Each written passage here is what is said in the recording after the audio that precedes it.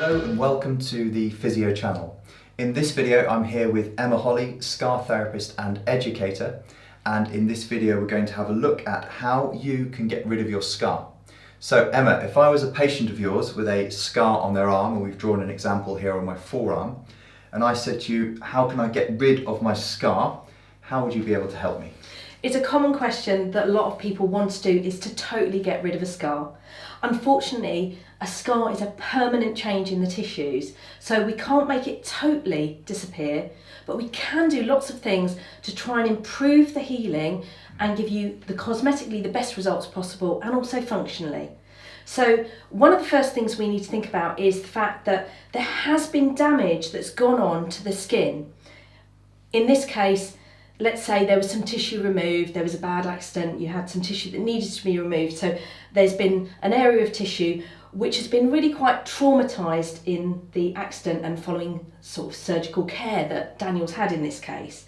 And because the skin's been damaged, it's lost that function as being a barrier.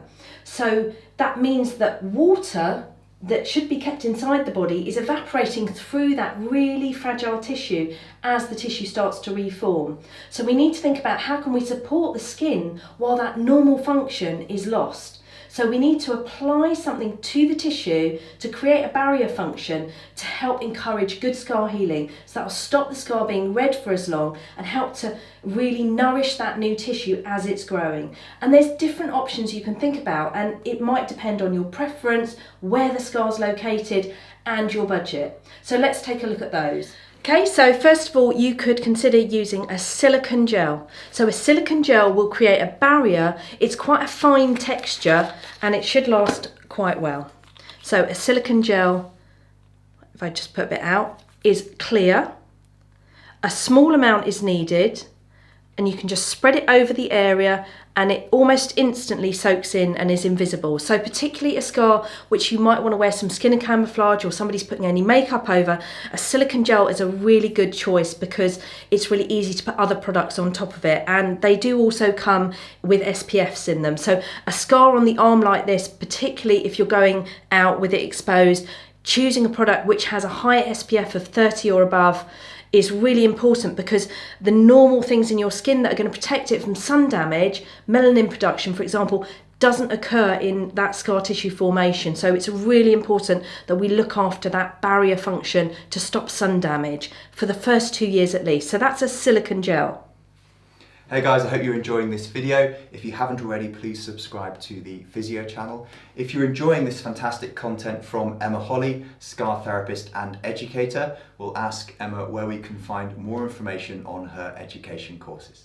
Thanks Daniel. So come on over to restoretherapy.co.uk and you can take a look at the online and in-person courses that I offer exclusively about scars, scar treatment and surgery recovery.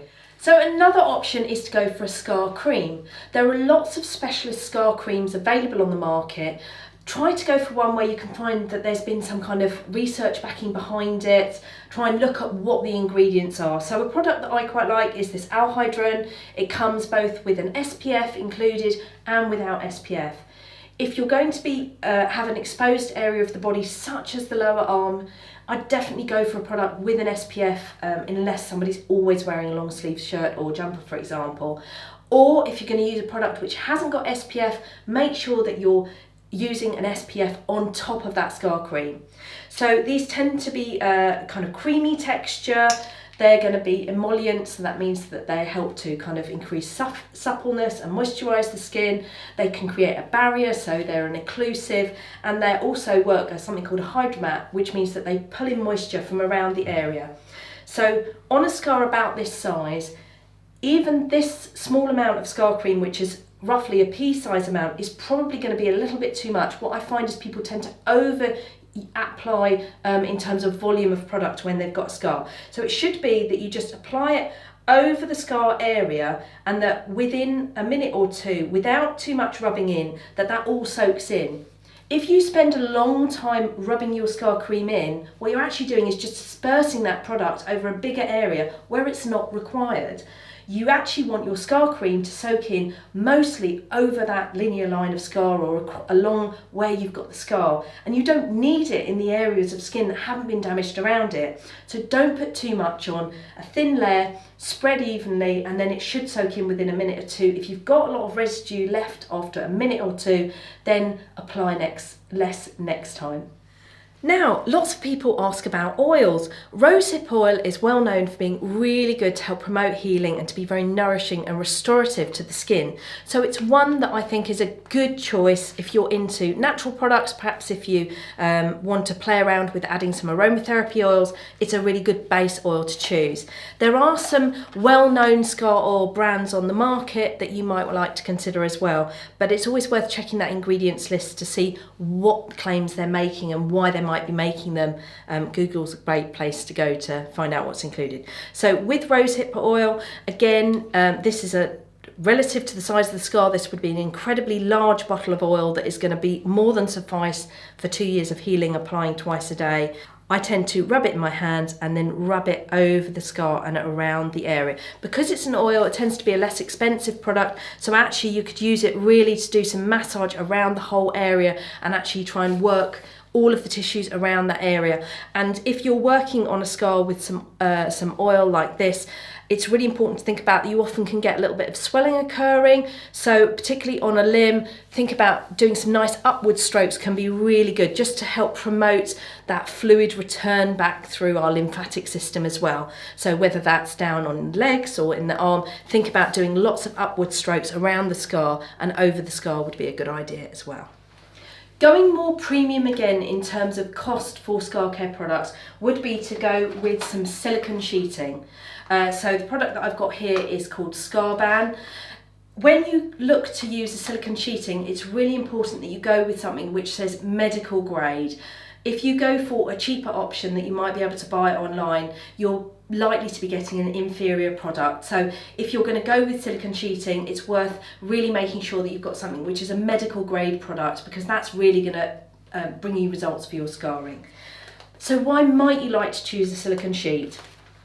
If the scar had started to become raised and red, or you had any concern that perhaps in your family or in your past you had a keloid scar, the minute that scab has gone, I would recommend you get started with a silicone sheet.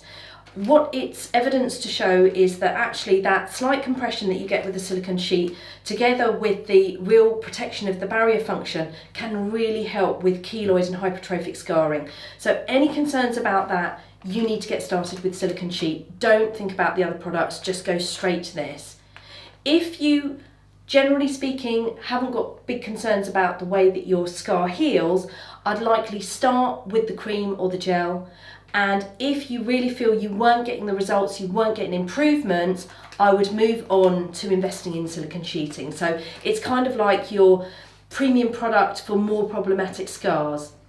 Now, some people find that actually they don't keep up the consistency of wearing it. And if you're not going to be consistent with wearing it every day for a minimum of, we start off with 4 hours and you increase by 2 hours a day till you're wearing it 23 hours a day. So if you're not going to be on board with wearing it for that duration for at least a month to get results, don't bother spending your money on it. So if you're happy to go ahead and work with it, then it's a brilliant product. So this product here, Scarban product, comes obviously individually wrapped. We can see here that it's got two different textures. That's going to be the side that sits on the top, so it's slightly opaque, and then it's got a more shiny side with a little backing, a bit like a plaster here. So as I pull that transparent backing off, I'm then revealing the product. Obviously, when you've got your new scab on, you would not put it anywhere while it's still got scabs. Once all of the scabs are gone, that's when you can start with some silicone sheeting, and it's quite important that you can see some colour through it, because if it started to get really red under there, if there was any weeping or oozing or any odours, you'd immediately stop with this, because if this is going to lock everything inside in, and you wouldn't want an infection festering underneath there. So obviously think about infection control.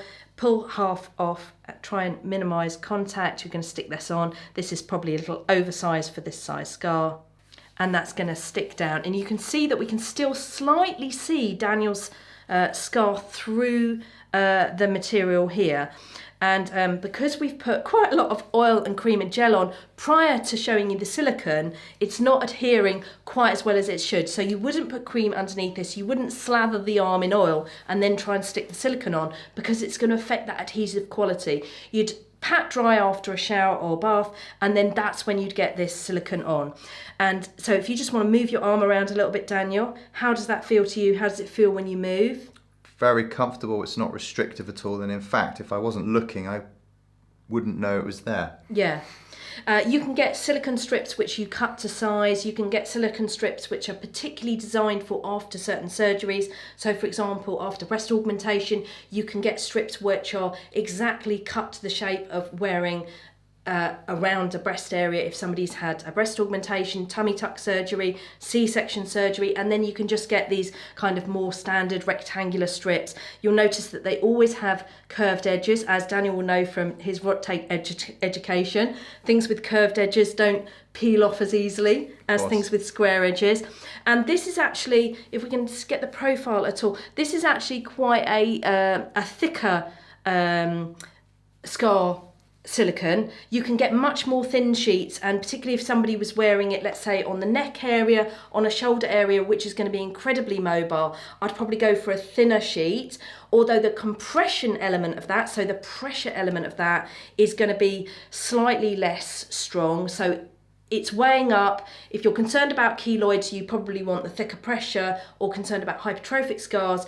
But if you're just wearing it more preventatively, maybe going for a thinner silicone may be more comfortable for you on a day-by-day basis. Brilliant, thank you, Emma. So just to recap, as a patient, I'll put this on when I'm advised to do so, when the scar has reached a sufficient level of healing, and I should be guided by a medical professional to do that. Once I start using this, let's say I start using this today, how long should I keep this on for each day?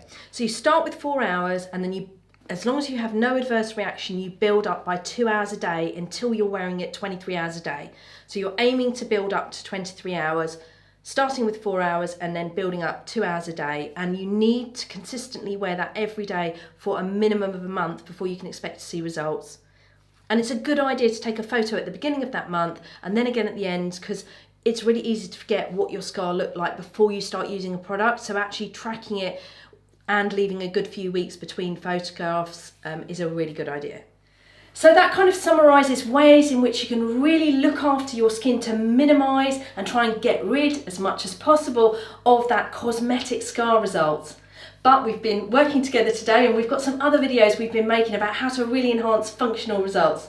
We have, so please have a look at those videos, which should be appearing on the screen here. Thanks for watching the Physio channel, and we'll see you in the next video.